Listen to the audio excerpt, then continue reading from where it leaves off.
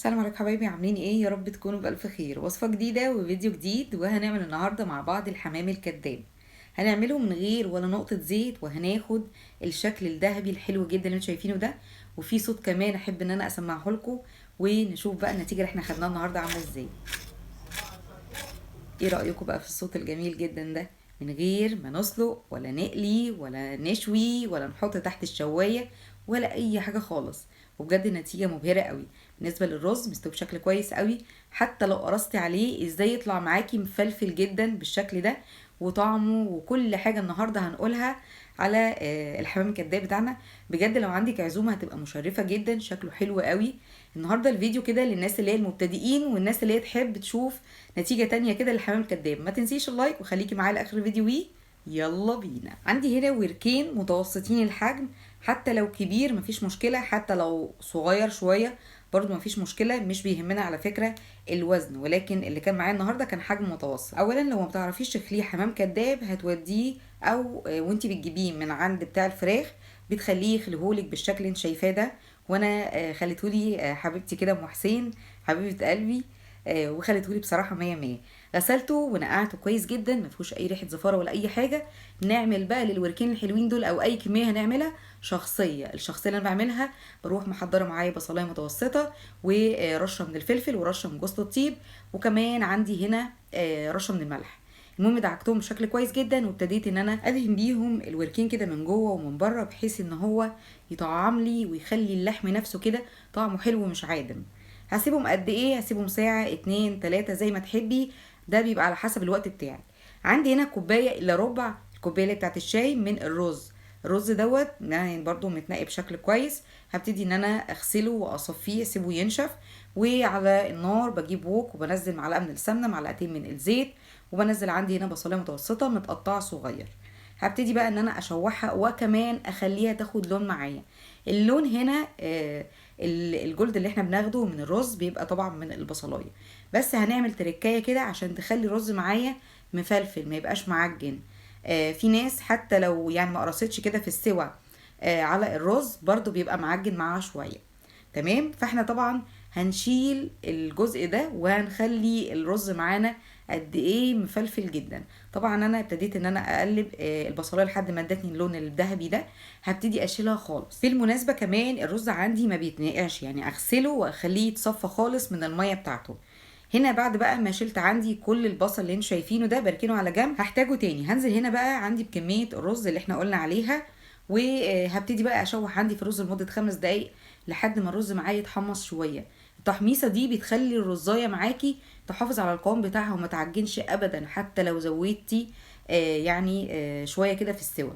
هنا بقى زي ما انتم شايفين اكيد واضح جدا شكل الرز قبل وبعد التحميصه، يعني التشويحه ديت. هنزل هنا بقى بكميه البصل اللي احنا طبعا شلناها واشوحها يعني تقليبتين بالظبط. وانزل عندي بكميه الميه. نزلت قد ايه بميه؟ نزلت بكوبايه وربع من الميه، مش هزود خالص عن المقدار دوت. كوبايه وربع كويسين جدا للكميه اللي احنا حطيناها. زي ما انتم شايفين الميه فوق الرز بالظبط، مش زايده كتير خالص. هنزل هنا بقى بالبهارات بتاعتي، التوابل اللي انا حطيتها عندي في الرز.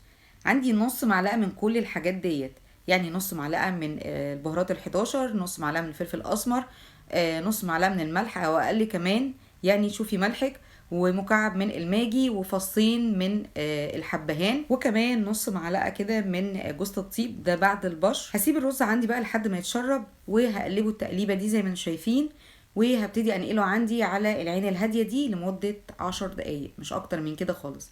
انا عايزاه عندي يبقى نص سوا. بالنسبه للعين الكبيره اللي انتم شايفينها ديت كانت عشان زاويه التصوير مش اكتر، ولكن الرز بيتسوى على نار هاديه جدا، ده لو عايزه رز يعني تبقى تسويته مظبوطه قوي. هبتدي طبعا اشيل عندي حبات الحبهان ديت برضو عشان ما تبقاش يعني طعمها مش احلى حاجه لو جت في بق حد. وهنا بقى الرز عندي بعد ما طلع ما ينفعش ابدا ان انا احشي بيه لا حمام ولا فراخ ولا حتى حمام كداب، والرز عندي سخن كده. لازم اهويه، سواء هتحطيه في حاجه كبيره كده تهويه فيها، او هيبقى عندك لحد ما يبرد خالص مفيش اي مشكله. نيجي هنا بقى للحاجه اللي احنا هنحط فيها الحمام الكداب. عندي هنا بايركس او حتى صينيه، اي حاجه تسوي فيها مش مشكله، ولكن بجيب بصلايه كده اقطعها شرايح. دي كده اللي الطبقه اللي بتبقى تحت الحمام عشان ما يتلسعش مني، وكمان عشان يبقى واقي كده وما يلزقش لا في الصينيه ولا حتى في البايركس. البصل وشرايح طماطم وكمان ورق اللورا وحبهان وملح وفلفل. بس هي دي الحاجات اللي انا بحطها عندي في الصينيه او اي حاجه هنسوي فيها. نيجي هنا بقى بعد ما ابتدى يهدى معايا الرز خالص خالص، وابتدي بقى ان انا احشي. اجيب صينيه، اجيب سرفيز، اجيب اي حاجه، اي حاجه تريحني كده وانا بحشي. وبالنسبه لكميه الرز اللي احنا عاملينها على قد وركين من الحمام الكداب. يعني هقسم الرز كده نصين وابتدي احشي النص الاولاني في الورك. وزي ما قلنا بالنسبه للاوراق بتبقى اوزان، في كبير في صغير في وسط، على حسب ما ياخد معاكي كده، وتحسي ان انت خلاص اكتفيتي بالرز واكتفيتي حتى بشكل الورك نفسه كده بعد الحشو، مفيش اي مشكله خالص. هبتدي كده احط عندي الرز، ببتدي بقى اظبط عندي الملامح بتاعه الورك كده عشان يبقى شكله زي الحمام الكداب. هبتدي اشوفه كده والم عندي الجلد على بعضيه. عايزه اقولك بقى قدامك خيارين، يعني يا تعمليه بعصايه خشيش اللي هي الخله ديت، يا اما تخيطيه بخيط وابره زي اللي انا هعمله دلوقتي، وده الحاجه اللي بتريحني بصراحه. لكن الاتنين قدامك اللي انت عايزاهم مفيش اي مشكله خالص. هبتدي طبعا اخيط من فوق الاول، تحت هيبقى سهل بالنسبه لي. اضمن من فوق كده ان هي البق اللي فوق ده اتقفل، واكمل على تحت تقفيل عادي كاني بخيط اي حاجه عاديه خالص.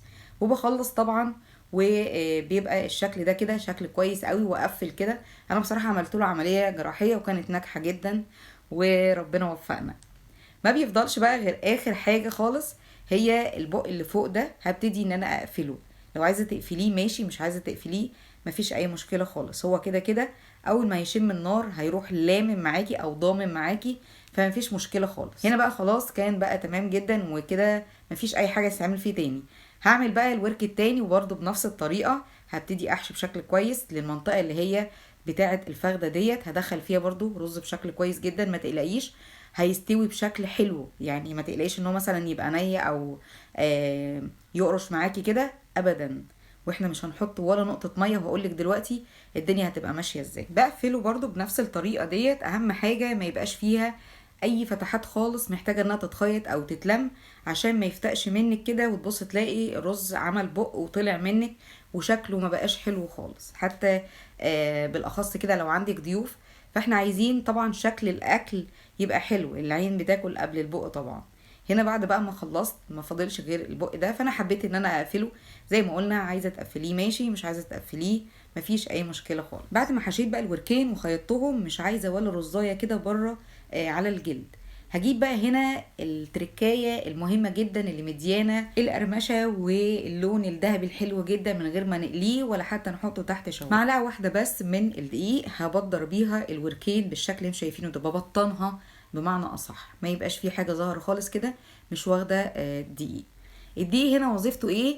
وظيفته ان هو بيمتص السوائل ويديني سطح كده مقرمش ولون جلد حلو قوي قوي قوي زي اللي شفناه في اول الفيديو.